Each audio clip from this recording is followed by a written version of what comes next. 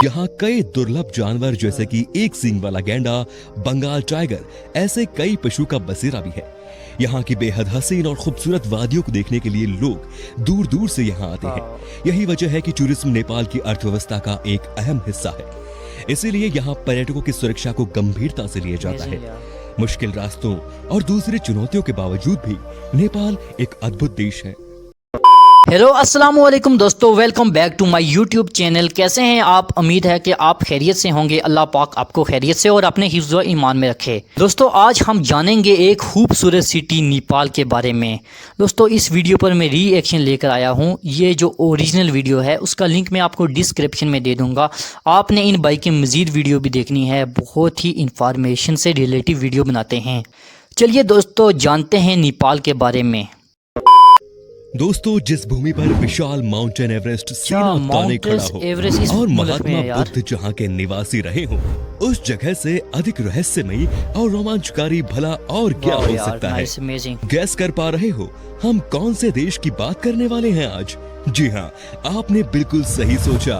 आज हम बात करेंगे हमारे पड़ोसी देश नेपाल की। दोस्तों नेपाल जिससे हमारे देश की एक ऐसी हमजोली है कि हम वहाँ बिना किसी वीजा पासपोर्ट के चक्कर मार सकते हैं। नेपाल जिसकी संस्कृति और आबो हवा ऐसी है कि हम उसे बेटी और रोटी का रिश्ता रखते आए हैं और इसे आगे भी जारी रखना चाहेंगे। नेपाल जिसे हाल तक दुनिया का एकमात्र हिंदू राष्ट्र होने का गौरव प्राप्त है। दोस्तों नेपाल को पूरे साउथ एशिया का सबसे पुराना देश माना जाता है और उस देश का प्राचीन इतिहास काठमांडू की घाटी से शुरू होता है। नेपाल शब्द को हिंदू संत नेमी के नाम पर से ही लिया गया है, जिन्होंने काठमांडू की घाटी को बसाया था और उसकी रक्षा भी की थी। वैसे तो नेपाल पर कई सारे राजाओं ने बारी बारी शासन किया, लेकिन एक मजे की बात आपको बताता हूँ, वो ये कि ये देश कभी भी किसी दूसरे देश का गुलाम नहीं बना। इसीलिए तो हमारे देश जैसा इस देश का कोई भी स्वतंत्र दिवस नहीं है। भले ही नेपाल एक छोटा सा देश है जहाँ की जनसंख्या है करीब 3 करोड़, पर फिर भी यहाँ पर 123 से भी ज्यादा भाषाएं बोली जाती है। कमाल की बात है ना? दोस्तों नेपाल की राजधानी शहर है काठमांडू, जो दुनिया के पहले 10 लोकप्रिय शहरों में शुमार। 2000 साल से भी अधिक ज्यादा पुराना ये शहर कई प्राचीन मंदिरों का घर है जो अपने समय की कहानी बयां करता है। दोस्तों हमने पहले ही आपको बताया था कि नेपाल देश की पहचान है माउंट एवरेस्ट से। इसीलिए तो नेपाल का नाम लेते ही हर किसी को माउंट एवरेस्ट की याद आती है।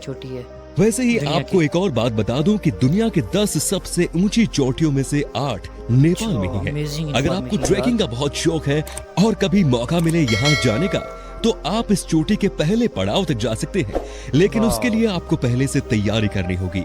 वैसे आपको बता दूं कि राफ्टिंग और ट्रैकिंग जैसा एडवेंचर का असली मजा अगर लेना है तो नेपाल से बेहतर जगह कोई नहीं हो सकती। अगर आपका ऐसा कोई शौक है तो कमेंट सेक्शन में हमें बता दीजिए। दोस्तों पानी को इकट्ठा करने के मामले में नेपाल दुनिया में दूसरे नंबर पर आता है। अगर इसका समुचित उपयोग किया जाए तो ये देश हाइड्रो पावर के क्षेत्र में दुनिया में एक बड़ी ताकत बन सकता है। लेकिन दुख की बात तो ये है कि यहाँ लोगों को रोजाना 9 से 12 घंटे ही बिजली मिलती है और हर सीजन में 3 से 4 बार पावर कट होता है। इसी वजह से ये देश इंडस्ट्री, फैक्ट्री और ऑफिस की मूलभूत सुविधाओं के मामले में अभी भी अन्य देशों की तुलना में काफी पिछड़ा हुआ है। आपको सुनकर बुरा लगेगा कि नेपाल का नाम दुनिया के सबसे गरीब देशों की सूची में आता है, जहाँ पर आधे से ज्यादा लोग दिन के $1 से भी कम पैसा कमाते हैं। दोस्तों हिंदू धर्म को मानने वाले लोग हमारे देश में सबसे ज्यादा है ना? लेकिन धर्म निरपेक्ष होने के कारण हमारा देश एक हिंदू राष्ट्र नहीं है। भारत के अलावा भी दुनिया में कई सारे देश हैं जहां बहुत सारे हिंदू धर्म को मानने वाले लोग हैं। लेकिन आपको जानकर हैरानी होगी कि पूरी दुनिया में नेपाल ही इकलौता ऐसा देश है जो एक हिंदू राष्ट्र है। यहाँ का 80% से भी ज्यादा लोग हिंदू धर्म का पालन करते हैं और अनुपात के मामले में यहाँ सबसे ज्यादा हिंदू निवास करते हैं। हिंदू धर्म के अनुसार जैसे हमारे यहाँ गाय को लोग पवित्र मानकर पूजा करते हैं, उसी तरह नेपाल में भी गाय को बहुत ही पवित्र माना जाता है और इसकी हत्या करना गैर कानूनी है। इसीलिए तो गाय इस देश का राष्ट्रीय पशु भी है। दोस्तों नेपाल की करेंसी नेपाली रुपीज है, जिसका मूल्य हमारे इंडियन रुपीज से भी कम है। मतलब कि 1 भारतीय रुपए करीब 1.69 नेपाली रुपीज के बराबर होता है। क्या सोच रहे हो दोस्तों, है ना मजेदार। कम पैसों में भी अब आप इतने खूबसूरती देख पाएंगे, साथ ही आपका विदेश घूमने का एक्सपीरियंस भी होगा। सोच लीजिए, अगर आप एक भारतीय हैं तो आपको नेपाल में जाकर ऐसा कतई महसूस नहीं होगा कि आप किसी दूसरे देश में आ गए, क्योंकि यहाँ का माहौल काफी दोस्ताना है। आपको शायद एक और बात पता नहीं होगी, नेपाल और भारत बहुत ही अच्छे मित्र देश भी है। जी हाँ, भारतीय आर्मी नेपाल में भी सेना भर्ती करवाती है और वहाँ के नौजवानों को अपनी सेना में शामिल होने का मौका देती है। इसीलिए तो नेपाल घूमने के लिए आपको वीजा की जरूरत नहीं पड़ती, बस इसके लिए आपको अपनी कोई आईडी प्रूफ साथ में लेकर जाना होगा। दोस्तों, अगर लोगों की बात करें तो नेपाल के लोग बहुत ही शांत स्वभाव के होते हैं और यहाँ का माहौल काफी दोस्ताना भी है। यहाँ के लोग एक दूसरे से मिलते वक्त हाथ नहीं मिलाते, बल्कि दोनों हाथ जोड़कर भारत की तरह नमस्ते शब्द का प्रयोग करते हैं। याद रखिएगा दोस्तों, अगर आपको नेपाल में किसी नेपाली लोगों से मुलाकात हो गई तो उसे हाथ जोड़कर नमस्ते कीजिएगा। एकता और देशभक्ति की भावना के साथ नेपाल के लोग सर्वश्रेष्ठ शिक्षित हैं, क्योंकि यहाँ कभी भी धर्म, जाति और मजहब के मामले में दंगे फसाद नहीं हुए और जातीय संघर्ष के नाम पर आज तक एक भी खून बहाया नहीं गया। जबकि यहाँ पर 80 से ज्यादा अलग अलग धर्म को मानने वाले लोग रहते हैं, तभी तो इस देश के लोग एक खुशहाल जीवन बिताते हैं। दोस्तों, भगवान बुद्ध के प्रति नेपाल के लोगों के मन में असीम श्रद्धा है, लेकिन महाशिवरात्रि इनका सबसे बड़ा त्योहार है। दोस्तों, नेपाल का समय टाइम जोन के आधार पर नहीं, बल्कि माउंट एवरेस्ट के आधार पर चलता है। और हो भी क्यों ना, हिमालय की गोद में जो बसा है ये, इसी वजह से नेपाल का समय विश्व मानक समय से करीब 45 मिनट पीछे चलता है। नेपाली पकवान तिब्बत और भारत की पाक कला से मिलते जुलते हैं। यहाँ बड़े पैमाने पर चावल होता है और चावल से अलग अलग चीजें बनाई जाती हैं। नेपाल के खास पारंपरिक व्यंजनों में दाल, भात और तरकारी शामिल है। दाल भात के बाद मोमो यहाँ सबसे ज्यादा खाया जाता है। काठमांडू शहर में हर गली नुक्कड़ में आपको मोमोज की दुकानें देखने को मिल जाएंगी। दोस्तों, आखिर ऐसी कौन सी वजह है कि आपको एक बार के लिए भी नेपाल की सैर जरूर करनी चाहिए। चारों ओर से घिरे हुए पहाड़ और इसके अंदर समे हुए झरने और बेहद खूबसूरत प्राकृतिक स्थल है, आपको नेपाल जाने से रोक नहीं पाएंगे। इन सब के अलावा यहाँ कई दुर्लभ जानवर जैसे कि एक सींग वाला गैंडा, बंगाल टाइगर, ऐसे कई पशु का बसेरा भी है। यहाँ की बेहद हसीन और खूबसूरत वादियों को देखने के लिए लोग दूर दूर से यहाँ आते हैं। यही वजह है कि टूरिज्म नेपाल की अर्थव्यवस्था का एक अहम हिस्सा है। इसीलिए यहाँ पर्यटकों की सुरक्षा को गंभीरता से लिया जाता है। मुश्किल रास्तों और दूसरी चुनौतियों के बावजूद भी नेपाल एक अद्भुत देश है। चलिए अब आपको रूबरू करवाते हैं यहाँ की उन सारी जगहों से जिससे आपको नेपाल यात्रा के दौरान शामिल करना चाहिए। काठमांडू।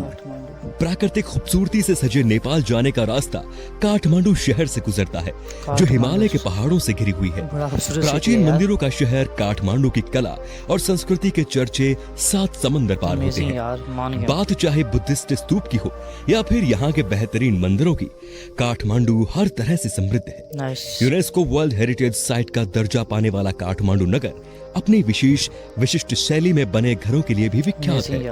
पोखरा। अगर आपको नेचर से गहरा लगाव है और पसंद है शांत झील के पास बैठना, उसके शांत संगीत को सुनना और समझना, तो फिर पोखरा को अपनी फेवरेट डेस्टिनेशन में जरूर ऐड कर लें। झीलों के किनारे आपको प्रकृति का ऐसा रूप देखने को मिलेगा कि मानो सारी खूबसूरती बस यहीं बसती हो। ये शहर 900 मीटर से भी ज्यादा ऊंचाई पर है, जो पर्यटकों को खूबसूरत नजारों और रोमांचक खेलों से रूबरू कराता है। पोखरा घाटी से हिमालय की ऊंची चोटियों को आसानी से देखा जा सकता है। झील के अलावा यहाँ कई सारे मंदिर भी है। पशुपतिनाथ मंदिर। हिंदू लोगों के 8 मुख्य मंदिरों में से एक है पशुपतिनाथ का शिव मंदिर, जो बागमती नदी तट पर स्थित है और हरी भरी वादियों से घिरा है। अगर इस मंदिर की संरचना के बारे में बात करें तो इसे करीब 1 मीटर ऊंचे चबूतरे पर स्थापित किया गया है। चौकोर आकार में बनी इस मंदिर के 4 दरवाजे हैं, जो चांदी के बने हुए हैं। इसके ऊपर सिंह का चित्र लगा हुआ है। सावन के महीने में यहाँ श्रद्धालुओं की भीड़ देखते ही बनती है। इस मंदिर के आसपास काफी सुंदर माहौल देखने को मिलता है और शिवरात्रि के दिन मंदिर में पर्व का आयोजन किया जाता है। नागरकोट। ये एक हिल स्टेशन है जो काठमांडू से 32 किलोमीटर दूर है। लगभग 7000 फीट की ऊंचाई पर स्थित इस हिल स्टेशन के बारे में दिलचस्प बात यह है कि यहाँ से हिमालय की चोटियों के साथ ही माउंट एवरेस्ट का भी सूर्योदय देखा जा सकता है। इस वजह से ये एक खूबसूरत रोमानी जगह के रूप में माना जाता है। अगर आप यहाँ से सूर्यास्त और सूर्य के अभूतपूर्व दृश्य देखेंगे ना, तो ये आपकी लाइफ का एक बेस्ट एक्सपीरियंस होगा। जाना चाहेंगे आप इस जगह पर? हमें जरूर बताएं। लुम्बिनी नेपाल को खास तौर पर भगवान बुद्ध के पवित्र स्थलों के लिए जाना जाता है। लुम्बिनी बौद्ध धर्म का प्रमुख स्थल है, क्योंकि गौतम बुद्ध की जन्मस्थली यही है। भारत नेपाल सीमा रुमिनोदेई गांव को ही लुम्बिनी कहा जाता है। यहाँ का खास आकर्षण वहाँ का 8 स्क्वायर किलोमीटर में फैला गार्डन है। यहाँ माया देवी मंदिर भी देखने लायक है। ये मंदिर गौतम बुद्ध की माँ माया देवी के नाम पर है, जिसमें उनकी मूर्ति भी है। ये नेपाल का काफी प्रसिद्ध स्थान है।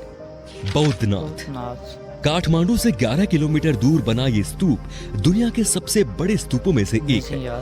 तिब्बती बौद्ध धर्म के सबसे पवित्र स्थलों में से एक ये स्तूप नेपाल का सबसे विशाल स्तूप है। इसे बुद्ध की आंख के नाम से भी जाना जाता है, जो चारों दिशाओं में खुशी और संपन्नता बांटती है।